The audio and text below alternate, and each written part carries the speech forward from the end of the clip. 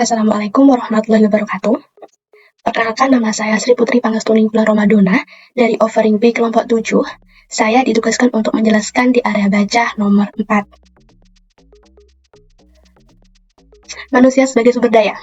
Staf pendukung dan ahli materi pelajaran sering berfungsi sebagai sumber daya bagi instruktur dan peserta didik. Mereka memiliki pengetahuan dan pengalaman lanjutan terkait dengan sumber belajar tertentu. Mereka sering digunakan ketika pengetahuan dan pengalaman fasilitator atau pembelajar perlu dilengkapi dengan pengetahuan dan pemahaman yang lebih lanjut yang dapat diberikan oleh para ahli khusus. Kemudian adalah spesialis teknologi pendidikan.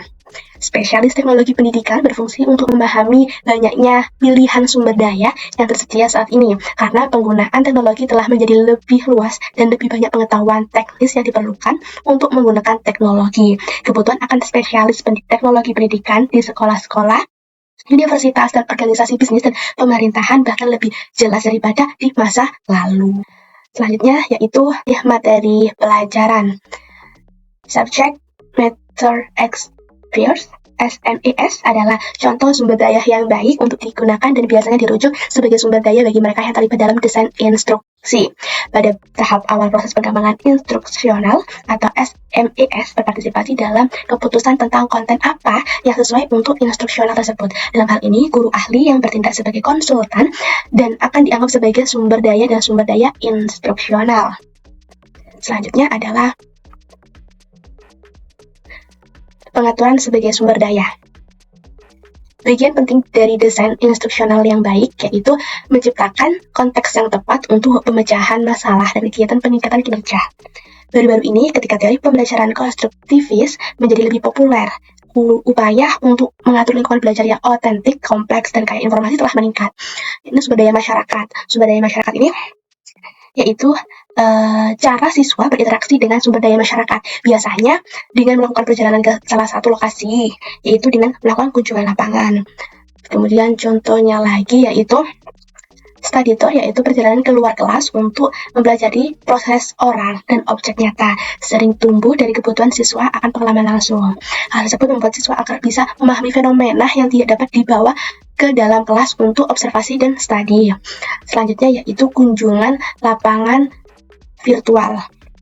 Yakni kunjungan lapangan virtual dimungkinkan oleh teknologi dan menawarkan kemungkinan untuk melihat banyak tempat yang terlalu mahal atau bahkan secara logistik tidak mungkin untuk dikunjungi. Begitu.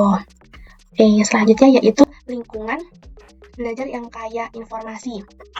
Peran teknologi dalam menciptakan dan mengimplementasikan, seperti membawa masalah yang menarik dan kompleks ke dalam kelas, menyediakan sumber daya dan kerangka kerja yang mendukung pembelajaran dan pemecahan masalah, kemudian berikan kesempatan untuk siswa memberi umpan balik, refleksi, dan revisi. Penggunaan sumber daya yang etis, etika utama bagi profesional teknologi pendidikan, yaitu upaya untuk memastikan akses yang adil ke sumber daya untuk semua peserta didik. Kesenjangan digital. Ketika sumber daya menjadi lebih kuat dan seringkali lebih mahal, fenomena kesenjangan digital atau kesenjangan antara yang memiliki teknologi dan yang tidak memiliki teknologi telah muncul sebagai masalah bagi para profesional teknologi pendidikan serta bagi masyarakat secara keseluruhan.